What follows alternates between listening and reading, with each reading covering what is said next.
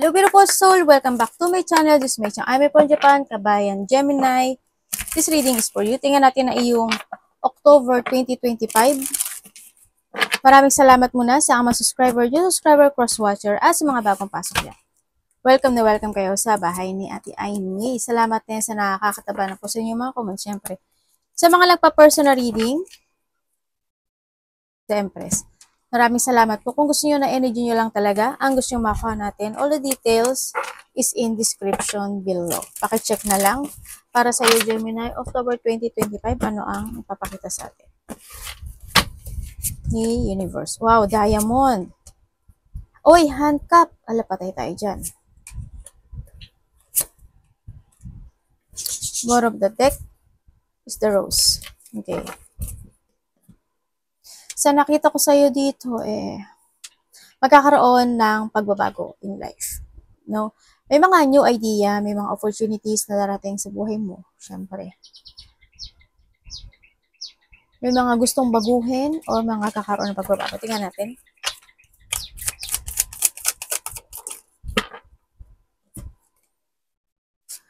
Okay, Gemini, by this October 2025.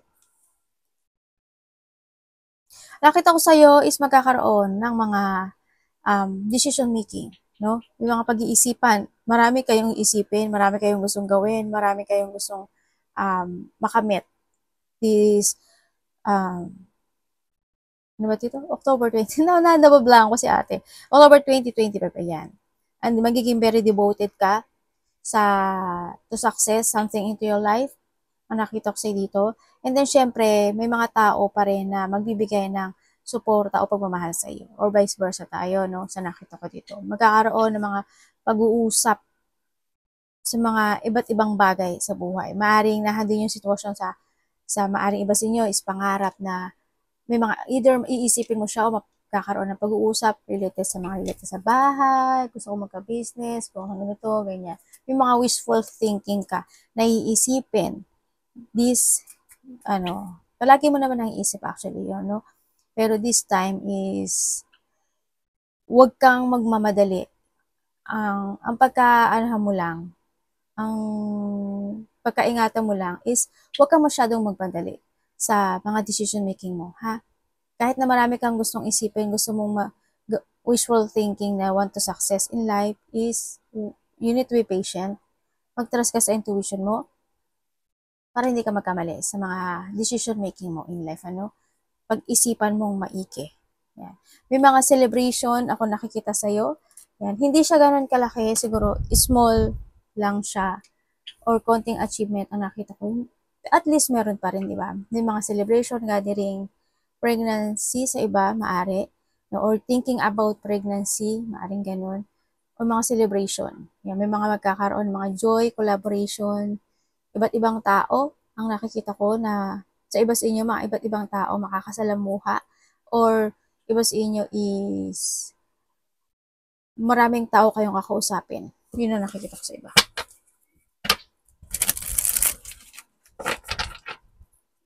Pwede rin na kayo is nasa social media, diba? Pwede rin kayo na you're in a public situation. Ay, namatay yung ano natin. Magiging devoted ka sa mga gagawin mo this time. Ooh.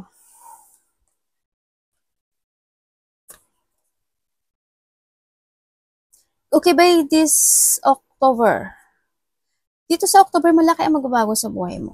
No? Siguro, kahit na may mga kabiguang magaganap o may mga, kasi may mga isa-sacrifice ka, no? Or may mga kabiguan man na maganap o may mga marinig na hindi magandang bagay in life, na doon ka pa rin sa sitwasyon mo na mag-focus ka pa rin na makamit ang mga wish come true mo sa buhay mo. Siyempre, sinasabi rin dito na huwag mong isipin na walang nakakaintindi o walang pag-asa sa buhay. Ano? Bibigay sa'yo in a divine timing, hindi man sa ngayon, pero ang sinasabi dito is kailangan mo talaga na magkaroon ng pagpaprogress sa mga bagay. You need to take it action din, isa rin yun, ano? Mag-take it action ka, itama mo yung mga mali, or hindi yung is time na na kailangan mo na magkaroon ng clarity kung ano yung mga bagay na kailangan mo nang i-let go, kailangan mo nang baguhin, ganyan. Halimbawa, sa pera mo, di ba? Kumbaga, nahihirapan ka sa pera mo. E then, gawin mo ngayon is, kailangan mo na mag-focus doon na makamit yung ipon mo, di ba? May makamit yung mga pangarap mo sa buhay. Kailangan, may mga bagay na kailangan mong baguhin din sa sarili mo. You need to be very creative. Mag-trust ka sa intuition mo. Ito na ang kailangan o kinakailangan na kailangan mo rin mag-revert or kailangan ng clarity. No, may mga bagay na kailangan baguhin. May mga bagay na huwag ka lang umasa sa iba. Alam ko naman na hindi ka umaasa sa iba, sa nakita sa iba sa inyo. Pero may mga sitwasyon na syempre, kung may mga sakit na nararamdaman, pwede ka naman na humingi ng tulong with someone na who's trusted you sa nakikita ko dito. Huwag mong iisipin na akala mo sa'yo na, ikaw na ang, ano to? Ikaw na ang binuhos na sa'yo lahat ng hirap ng universe o ni Lord. Ano? Hindi. Inaano lang niya sa'yo na humingi ka sa kanya ng tulong at ikaw ay kanya tutulungan. Kasi you are protected in the universe ni Lord. Maaaring kung may mga pagsubok na dumarating sa buhay mo, hinihintay ka lang niya na humingi palagi sa kanya ng tulong.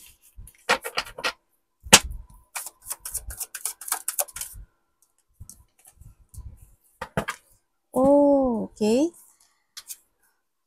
Okay, sa kabila ng iyong mga pinagdadaanan this time, no?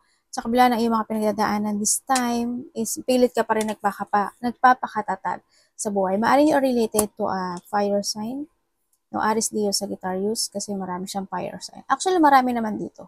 Nakita ko ito. Meron tayo Aries, Virgo, Scorpio, Libra. Actually, marami siya. Yun. Pilit ka nagpapakatatag, no? Pilit mong binubuhat yung hirap na nararamdaman mo. Pero ang nakikita ko to is may pagtatapos. No? May pagtatapos na magaganap o mangyayari sa buhay mo. May mga burden, situation na magtatapos, problem, struggle, situation na unti-unti mo nang malalakpasan. This October, so nakita ko dito, no? Ang sinasabi rin dito is palagi kang gumawa ng bagay na may katuturan or always have a purpose when it comes sa mga decision making sa buhay mo. Kung ito ba is magkakaroon ng problema, kumbaga think advantage and disadvantage, no? Ang sinasabi sa iyo. May mga major challenge ako na nakikita sa iyo na ito ay patapos. So, iba naman sa inyo is you need to keep moving. No? Kailangan mo na ngayon is mag-action at mag-keep moving ka para matapos yung bagay na yun. You need to connect. You need to commit. Naku, may nakita akong hindi maganda. Okay. Okay, by October, no? By October is, nandito ka sa sitwasyon mo na maring minsan kinakailangan mo rin na magpahinga, no? Kinakailangan mo din na mag-focus sa sarili mo. Mag-focus ka sa mga tao na nagmamahal sa'yo. O kaya naman siyempre, alagaan mo yung iyong health or a person na malapit sa puso mo. Siyempre, pagdating sa health, ang nakikita ko sa'yo, kung kayo is pagod, magpahinga kayo, mag-relax kayo, mag-rest kayo. Kailangan mo nang mag-recharge, no? Pero sa may mga sakit yan, magkakaroon ng mga recovery, no? Magkakaroon ng mga healthy relationship. May mga taong kukonek sa'yo or sa connection situation ako na nakita sa'yo na magiging matatag at paninindigan ka or paninindigan mo sila. Magiging magnetic ka this time sa nakita ko dito, no? Yan, ibig sabihin is may mga darating na material success, wealth, prosperity. O correct, iba sa inyo maaaring may mga business kayo, no? Kung medyo business or trabaho man yan, kung dati is medyo naging matumal yung mga bagay na yun, sitwasyon na yun, is this time is makakamit mo yung kasaganaan, no? Unti-unti kang magkakaroon ng success at makakaramdam ka ng kaginhawaan this time pagdating sa iyong kaperahan. Pwede rin sa trabaho, no? Yun ang nakita ko sa iyo. Siyempre, meron tayong diamond, ayan, no? Magiging very creative ka raw. Or you need to be very creative, no? Makikita mo yung value mo Yan, mararamdaman mo how value you are. Pwedeng mararamdaman mo mismo sa sarili mo yon o mararamdaman mo na ibibigay ng ibang tao yon sa ito. Siyempre, kikinang ka raw dito sa diamond, di ba? Ibig sabihin, may pagkinang, pag-uusapan, ganyan. May mga, sa iba sa inyo, magkakaroon kayo ng commitment with someone na matataas ang tao, ganyan. Also, this of purity, pagbabalik also ito no? Pagbabalik ng sarili. Anak, ano yung mic natin? Yan. Pagbabalik na iyong sarili or ibalik mo yung sarili mo, no? Sa nakikita. Magkakaroon sa'yo ng enlightenment. Makaiba sa inyo, mahilig kayo sa diamond o kaya naman may mga magbibigay sa inyo ng diamond, ganyan. Create yourself, dito sa nakita ko dito, no? You need to create yourself dito. May mga bagay daw na need mong, i-perfect or iba sa inyo may pagka-perfectionist talaga. Sa iba. Handcuff, naku po. May mga tao, pwedeng ikaw to ha, kasi maaring may tao na didepensahan kanila or ikaw mismo sarili mo didepensahan mo or tutulungan mo ganyan, no? Dito rin sa sitwasyon paglaya ito no? May mga bagay na kailangan mong umalis na. May mga bagay na kailangan mong lumaya. Also may paglaya, ibig sabihin is a new beginning. This is a freedom situation ako nakikita sa iyo, no? Maari may magkakaroon ka ng mga freedom, makakaramdam ka ng freedom, pag-aang. Yan. Maring iba sa inyo, no? Andito kayo sa may pinagdadaanan kayong justice, no? Maring law, justice, situation sa iba sa inyo. Huwag kang magpahatak sa nakaraan, medyo iwasan mo na lang to. Kung ito is good naman para sa'yo, nasa sa'yo ito. Pero kung mahahatak ka na nakaraan in a bad way or para hindi ka makapag-move on, hindi na rin siguro maganda. No? Kasi andito rin si Bird, si Olive Branch. It's time to surrender. No? Ibig sabihin, may mga isusurrender ka na this time. May mga ilelet ko ka na. Maggagawa ka na ng paraan para lumaya dun sa bagay na yon. Or kasi diba, ito freedom din ito, diba? Freedom. Ando na rin yung you will feel peace this time. Makakaramdam ka ng peaceful sa nakikita ko sa'yo dito. May mga bagay na kahit ayaw mo, aayunan mo. Pwede rin ganun sa iba, sa inyo. Pero syempre, speak out ka rin Dito sa sitwasyon na to, minsan parang feeling mo, parang nagkakaroon ka ng limitation sa buhay, no?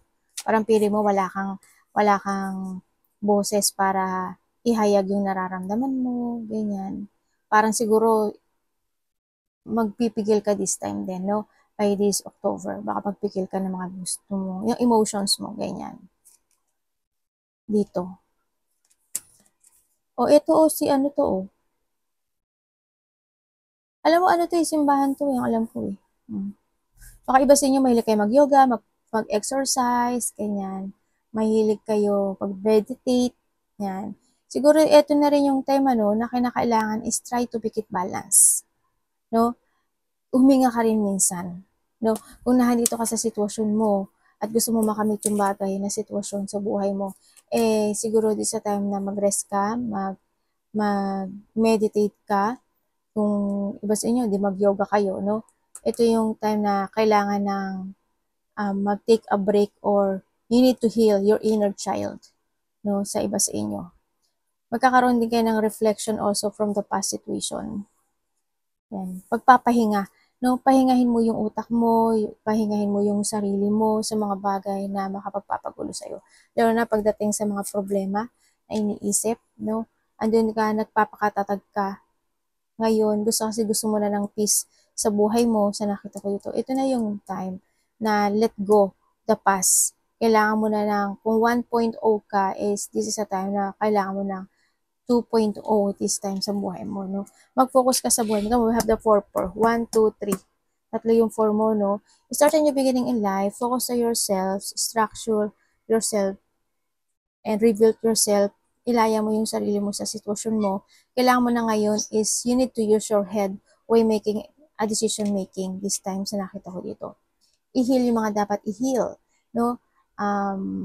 Be idealism, syempre, pagbabago rin, baguhin mo yung mga paniniwala mo, lalo na sa taas, sa nakikita ko dito, no? At aayon sa iyo ang universe this time sa nakita ko dito. Eh, syempre, meron tayong rose, no? Andito yung sitwasyon din na andito yung pagiging high emotions mo when it comes sa mga gusto mong makamit sa buhay mo, no? Sa nakikita ko dito. Siyempre, may mga tao pa rin na magbibigay sa'yo ng pagmamahal. No? May mga appreciation na situation. Sa iba dito is there's a love or there's a romance situation. Ako na nakikita dito. Pwede rin na kasi andito si Olive Branch, maaaring paglaya sa isang sitwasyon. Pwede kayo magkabate o kaya naman pwede magkakaroon ng paghihiwalay sa iba in a good way. Or sa iba ha, hindi naman lahat, no? Kasi andito rin siya dito sa nakita ko dito. Or maaari kung kayo sa nagkahiwalay, hinahanap mo lang talaga na kinakailangan, kumbaga, you want peace no? Kumbaga, para makamag-move out ka na rin. Maaaring iba sa inyo. Yung mga non-closure situation when it comes sa relationship, ano? Dito sa iyo. Makaka-receive ka daw ng gift. Ang nakikita ko dito, makaka-receive ka ng gift or may mga friendship ako na nakikita dito na maaaring namimiss ka o namimiss mo, ganyan. May mga tao na magbibigay sa iyo ng tender loving care dito sa situation. Meron talagang tao na naka-attach sa iyo. Meron pa rin. No? Kasi andito siya, oh. May tao pa rin na naka-attach sa iyo na maaring hindi ka nakakalimutan, andyan pa rin yung emotions niya sa iyo, no?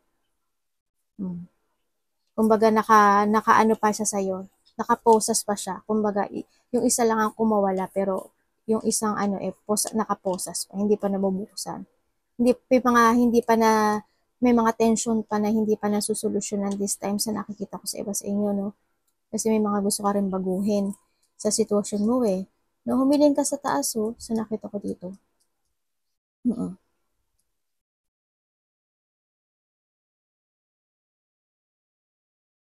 Doing your passion, no? Yung iba sa siguro may mga gagawin ka na creation or you will jump to your passion this time sa nakikita ko sa'yo dito.